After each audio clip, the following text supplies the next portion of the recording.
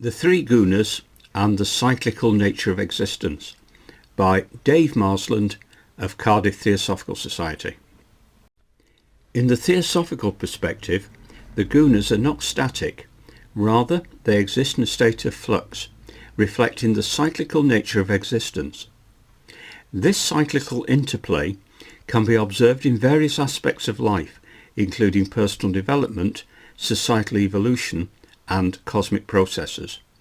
For instance, an individual may experience periods of heightened Sattva characterized by clarity and purpose, when one feels a deep connection to their inner self and the universe.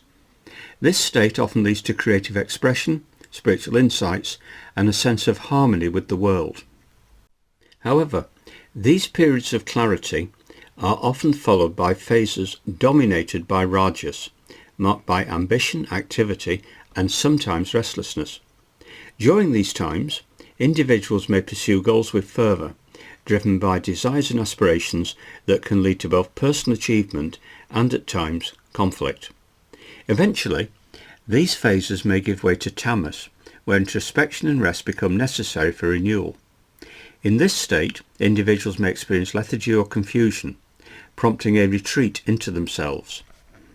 This introspective phase is crucial, as it allows for reflection, healing, and the integration of experiences gained during the more active phases.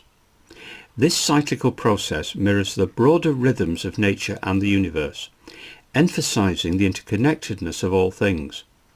Just as day follows night and seasons change, the Gunas remind us that life is a series of cycles, each with its own lessons and opportunities for growth.